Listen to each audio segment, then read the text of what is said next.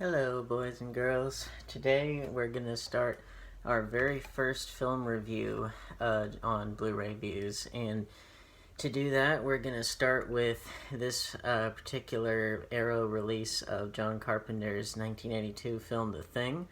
And I have to confess something, which is that I had actually never seen this film prior to last night. I know some people grew up with this film, and other people like myself, have only seen it recently, and I know that a lot of you are going to balk at that, and rightfully so, because I wish I'd have seen this earlier, but at the same time, better late than never. But yeah, a lot of John Carpenter's filmography is largely, well, it's appreciated by horror fans, but I think in the mainstream it could afford to be a lot more recognized, besides Halloween, of course.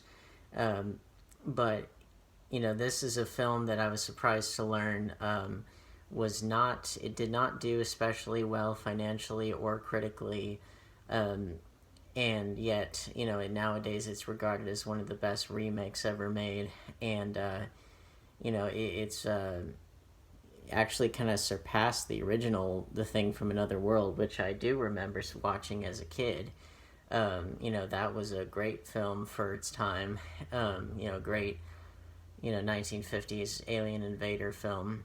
And, this one is really quite the, it's a body horror film. It's a science fiction film. It's, a claustrophobic kind of thriller. It's got a lot of different things in it. And it's also got, a young, Kurt Russell as our leading hero here. And I have to just say, before we get into plot here, I have to say that this particular transfer, it's on the Arrow release here, and it's also on the Scream Factory Steelbook, the 3-disc one that came out, I guess, not too long ago, but it's kind of pricey now, because I guess it's not easy to find.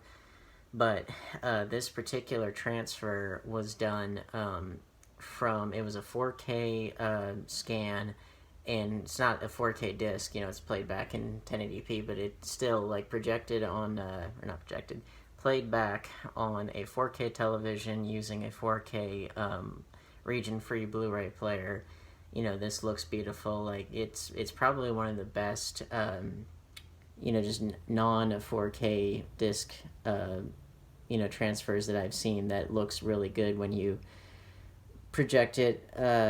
Why do I keep saying projected? And when you play it back on a 4K television using, a 4K player. So it's pretty impressive. But yeah, as far as plot goes, I'm sure most of you know what it is, but it's basically scientists in Antarctica, they accidentally, they realized that Norwegian scientists had uncovered a downed alien spacecraft with frozen aliens inside, and unlike The Thing from Another World, which I guess deviated from the original novella Who Goes There, I think that in that one I remembered that the monster was this particularly strange for the time, looking creature, but still humanoid, whereas the thing in here is a shapeshifter. It can become pretty much any living thing by absorbing its DNA, its essence, and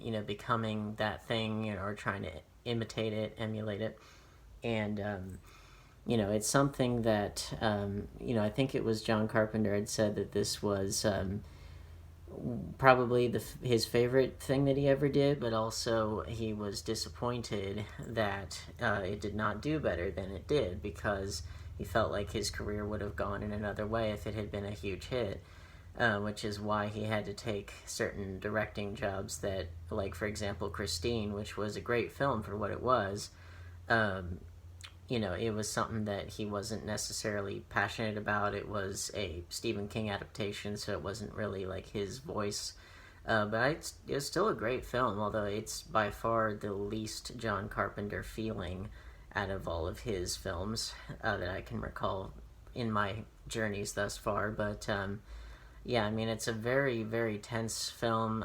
Got a lot of great, character moments. Got a lot of, good tension established right away, with these American scientists in this unbelievably remote place that are unable to get away from this thing that just gradually assimilates and, picks them off. But it does it in a very crafty way. It's something that I've never really seen shape-shifting aliens or shape-shifting creatures be that intelligent or that crafty. And of course, the scene-stealing things about the film are the special effects, which were revolutionary for their time and are still revolutionary today. I think that there's a certain art to the practical makeup effects and puppetry and, the things that you can't really do with CGI. And I think that, whenever people want to point to that as an example, I think The Thing is the first thing that they think of, and for good reason, because the effects are not only mind-blowingly good and all in front of the camera, but they all, they're very grotesque and very, the various transformations that the Thing goes through are very fleshy and very, just very bloody, very mangled, and doesn't look like it's a fun process. And yet, it keeps doing it to survive and to keep replicating itself. And, the ending is very grim. I don't want to, spoil too much. Although, again, how many of you haven't already seen this? I imagine most of you have. But, the ending is very grim. The tone of the whole film is pretty grim and pretty,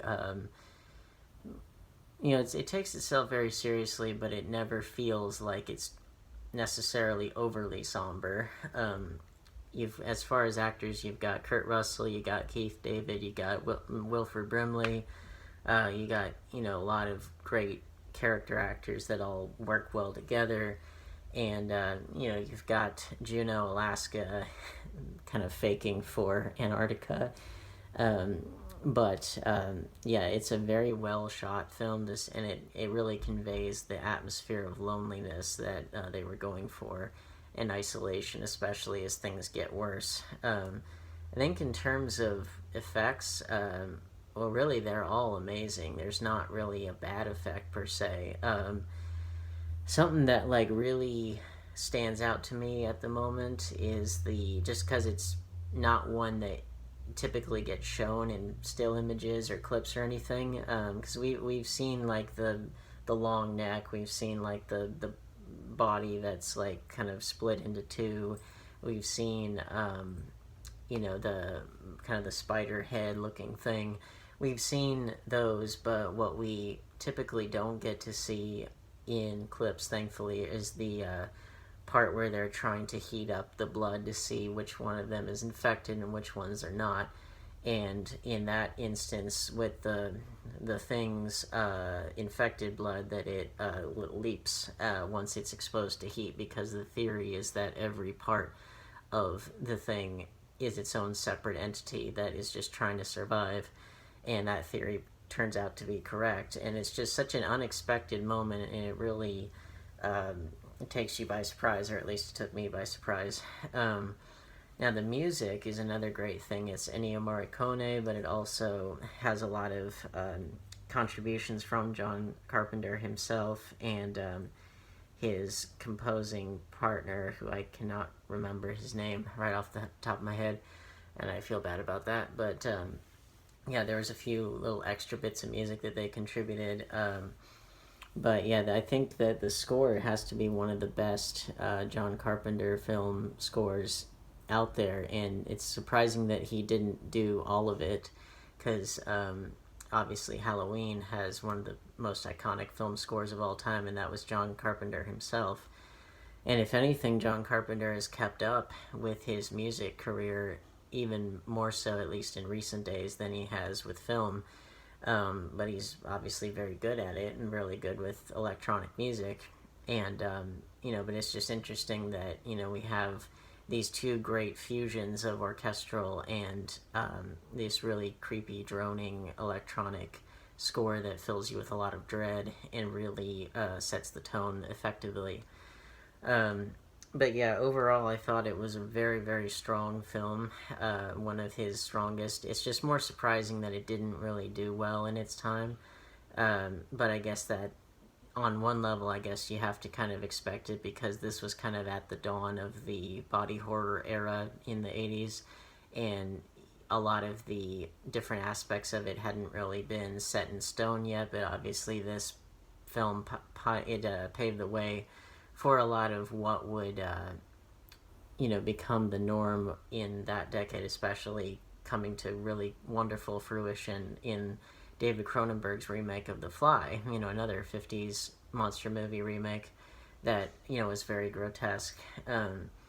But it goes to show that if your movie does not necessarily take off right away, that, it can find its audience later on. And, so don't give up hope, if it's something that you've made that doesn't necessarily connect with the audience right away, that doesn't mean it never will.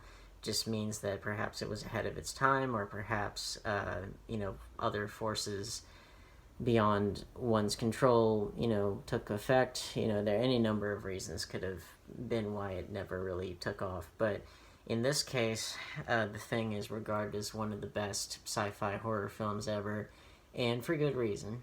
So again, if you haven't seen it already, definitely check it out. But I suspect most of you probably have, and you're laughing at the fact that I had not seen it until last night. But hey, better late than never. And if you're gonna watch it on a home release here, I would recommend this or the 3-disc Shout Factory or Scream Factory Steelbook, if you can find it. I know it's kind of pricey nowadays, but they both use the same 2017 4K scan that looks beautiful, projected onto a 4K screen. I need to stop saying projected, played back on a 4K screen. We're gonna learn how to not confuse our terminology, boys and girls. Even the masters such as myself can do it.